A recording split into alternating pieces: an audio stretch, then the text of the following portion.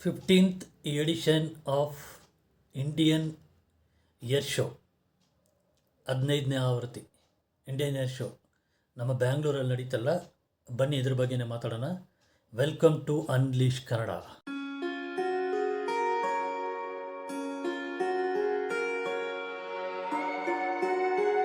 ಮೊದಲು ಯಾರ್ಯಾರು ಈ ಸಲ ಏರ್ ಶೋಗೆ ಹೋಗಿದ್ರೋ ದಯವಿಟ್ಟು ಕಮೆಂಟ್ ಮಾಡಿ.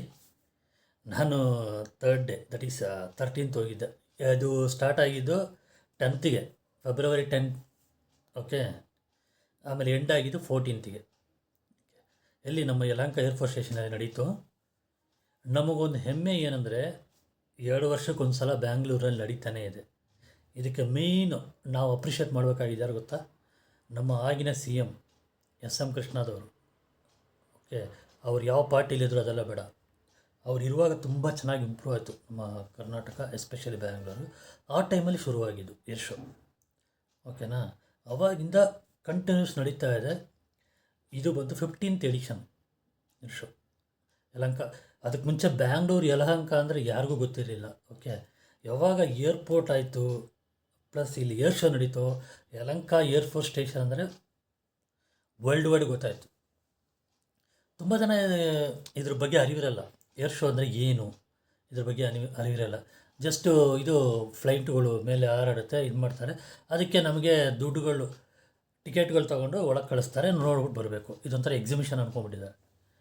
ಅದರ ಹಿಂದೆ ಸಾಕಷ್ಟು ಇದೆ. ಓಕೆ, ಯಾಕೆ 10ನೇ ತಾರೀಕಿಂದ 14ನೇ ತಾರೀಕುವರೆಗೂ ನಡೆದ್ರೂ ಪಬ್ಲಿಕ್ಕಿಗೆ 13th 14th ಮಾತ್ರ ಬಿಟ್ಟರು. ಅಂದರೆ ಅದಕ್ಕೆ ಮುಂಚೆ 2 ಡೇಸು ಫಾರಿನ್ ಡೆಲಿಗೇಟ್ಸ್ನ ಬಿಟ್ಟರು. ಫಾರಿನ್ ಡೆಲಿಗೇಟ್ಸ್ನ ಏನಕ್ಕೆ ಬಿಟ್ಟರು ಅಂದರೆ ಅವ್ರದ್ದು ಪರ್ಫಾರ್ಮೆನ್ಸಸ್ ಇಲ್ಲಿ ತೋರಿಸ್ತಾರೆ, ಪ್ಲಸ್ ಅವ್ರದ್ದು ಏನೇನು ಇದು ಆಗಿದೆ, ಏನೋ ಇನ್ವೆಂಟರ್ಸ್ ಅಂದರೆ ಯಾವ್ಯಾವ ಫ್ಲೈಟ್ಸ್ ಅವರು ತಯಾರು ಮಾಡಿದ್ದಾರೆ, ಇಂಡಿಯಾದಲ್ಲಿ ಯಾವುದಾದ್ರು ಮಾಡಿದ್ದಾರೆ, ವರ್ಲ್ಡ್ ವೈಡ್ ಏನೇನು ಮಾಡಿದ್ದಾರೆ ಅವ್ರದ್ದೆಲ್ಲ ತೊಗೊಂಬಂದು ಇದು ಮಾಡ್ತಾರೆ, ಪ್ರಮೋಷನ್ಸ್ ಮಾಡ್ತಾರೆ, ಡೆಮೋ ಕೊಡ್ತಾರೆ. ಯಾಕಂದರೆ ಅಲ್ಲಿ ಡೀಲಿಂಗ್ ಆಗುತ್ತೆ, ತುಂಬ ಕಮರ್ಷಿಯಲ್ ಡೀಲಿಂಗ್ಸ್ಗಳಾಗುತ್ತೆ, ಗೌರ್ಮೆಂಟ್ ಡೀಲಿಂಗ್ಸ್ಗಳಾಗುತ್ತೆ. ನೀವು ನಿಮ್ಮ ಫ್ಲೈಟ್ನ ನಾನು ತೊಗೊಳ್ತೀನಿ ಅಂತೇಳೋದು, ನಮ್ಮ ಫ್ಲೈಟ್ ನೀವು ತೊಗೊಳ್ಳಿ, ಇಷ್ಟಕ್ಕೆ ತೊಗೊಳ್ಳಿ, ಅಷ್ಟಕ್ಕೆ ತೊಗೊಳ್ಳಿ ಅಂತ ಸಾಕಷ್ಟು ಡೀಲಿಂಗ್ಗಳು ನಡೆಯುತ್ತೆ. ಅದು 2 ದಿವಸ ಅದೇ ಮೇಜರ್ ಆ್ಯಕ್ಚುಲಿ.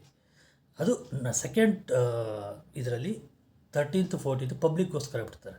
ಅದರಲ್ಲಿ ಸಾಕಷ್ಟು ಕಲೆಕ್ಷನ್ ಆಗುತ್ತೆ. ನಾನು ಹೋಗಿದ್ದು 7,500 ಟಿಕೆಟು, ಯಾಕಂದರೆ 5,000 ಟಿಕೆಟ್ ಬಂದು ಬಿಸ್ನೆಸ್ ಪರ್ಸನ್ಸು. ಓಕೆ, ಇನ್ನೊಂದು ಟಿಕೆಟ್ ಇತ್ತು 1,000 ರೂಪಾಯಿದು, ಅದು ADV ಅಂತ ಹಾಕಿದ್ರು, ಅದೇನೋ ಗೊತ್ತಿಲ್ಲಪ್ಪ ನನಗೆ. ಹೋಗಿದ್ದು ವರ್ತ್ ವಾಚಿಂಗ್. ಏನಕ್ಕಂದರೆ ಬರೀ ಏರ್ ಶೋ ಮಾತ್ರ ಅಲ್ಲಿ ನೋಡಿಲ್ಲ, ಎಕ್ಸಿಬಿಷನ್ಗಳು ಸಾಕಷ್ಟು ಎಕ್ಸಿಬಿಷನ್ಗಳು ನಡೀತಾ ಇತ್ತು ಅಲ್ಲಿ. ಆಮೇಲೆ ಡಿಸ್ಪ್ಲೇಗಳು, ಏರ್ ಶೋಗಳು, ಸೆಮಿನಾರ್ಗಳು ನಡೆಯುತ್ತಲ್ಲಿ.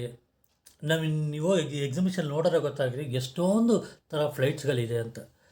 ಇಷ್ಟಕ್ಕೂ ಯಾವುದಾದ್ರು ಫ್ಲೈಟ್ಸ್ಗಳಲ್ಲಿ ಶೋ ಮಾಡ್ತು ಗೊತ್ತಾ? ರಷ್ಯಾ ಅವ್ರದ್ದು ಸುಖಾಯ್ 57, ಅಮೇರಿಕಾದು ಫಸ್ಟ್ ಟೈಮ್ F-35 ಲೈಟ್ನಿಂಗ್ 2 ಅಂತ ಫ್ಲೈಟು. ಅದನ್ನು ತಗೊಳ್ಳಿ ಅಂತ ಈಗ ಟ್ರಂಪ್ ಅವರೇ ಮೋದಿಯವ್ರಿಗೆ ಇದು ಮಾಡ್ತಾ ಇದ್ದಾರೆ. ಪರವಾಗಿಲ್ಲ, ಆ ಲೆವೆಲ್ಗೆ ಬೆಳೆದಿದೆ ಇಂಡಿಯಾ, ತಗೊಳ್ಳಿ ನಮ್ಮದು. ಯಾಕಂದರೆ ಅದು ಅಷ್ಟು ಈಸಿಯಾಗಿ ಎಲ್ಲ ಇದಕ್ಕೂ ಕರೋಲ್ಲ. ನ್ಯಾಟೋದಲ್ಲಿ ಯಾರು ಇರ್ತಾರೋ ನ್ಯಾಟೋ ಪವರಲ್ಲಿ ಅವರೇ ಕೊಡೋದು, ಬಟ್ ಇಂಡಿಯಾಗೂ ಕೊಟ್ಟಿದ್ದಾರೆ. ಅದು ಇದರಲ್ಲಿ ಗ್ರೇಟ್ನೆಸ್ ಅಲ್ವಾ. ಆಮೇಲೆ ಡ್ರೋನ್ ಶೋ ಇತ್ತು. ಓಕೆ, ಡ್ರೋನ್ ಶೋ ಅಂದರೆ ಡ್ರೋನ್ ಇದು ಆ್ಯಕ್ಟಿವಿಟೀಸು, ಹೆಲಿಕಾಪ್ಟರ್ಸ್ ಇತ್ತು, ಟ್ರಾನ್ಸ್ಪೋರ್ಟ್ ಏರ್ಕ್ರಾಫ್ಟ್ ಇತ್ತು. ಓಕೆ, ಎಂಬ್ಯಾಡರ್ ಅಂತೆ, ಹೆಸ್ರುಗಳು ನೋಡಿ, ಟ್ರ್ಯಾಕರ್ ಅಂತೆ, ಎಷ್ಟು ಸಾಕಷ್ಟು ಫ್ಲೈಟ್ಗಳಿತ್ತು. ಬಟ್ ಒಂದು ಏನಂದರೆ ಆ 2 ಡೇಸು ಭಯಾನಕ ಟ್ರಾಫಿಕ್ಕು. ಯಲಹಂಕ ರೂಟ್ ಅಂತೂ ಸಿಕ್ಕಾಪಟ್ಟೆ ಟ್ರಾಫಿಕ್ಕು. ಬೆಳಿಗ್ಗೆ 9ರಿಂದ 6ವರೆಗೂ ಮುಗೀತು.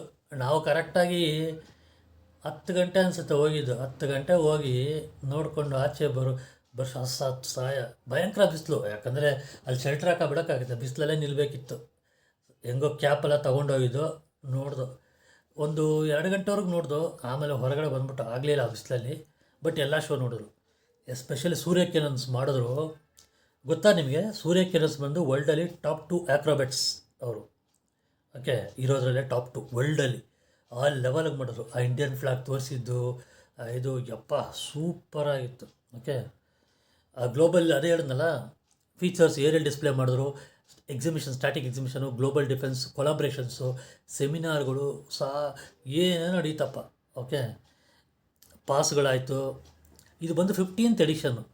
ಈ 15th ಎಡಿಷನಲ್ಲಿ ನಮಗೆ ಏನಂದರೆ ಹೆಮ್ಮೆ, ಎಸ್ಪೆಷಲಿ ಬ್ಯಾಂಗ್ಳೂರಲ್ಲೇ ತುಂಬ ನಡೆದಿರೋದು ವರ್ಷ 2 ವರ್ಷಕ್ಕೊಂದು ಸಲ.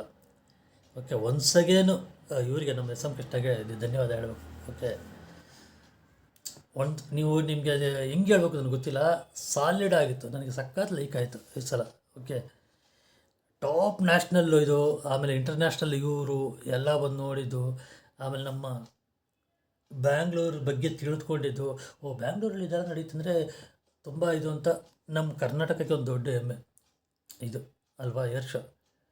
ಇದಕ್ಕೆ ಮುಂಚೆ ಯಾರು ಏರ್ ಶೋ ಹೋಗಿದ್ದು ದಯವಿಟ್ಟು ಕಮೆಂಟ್ ಮಾಡಿ.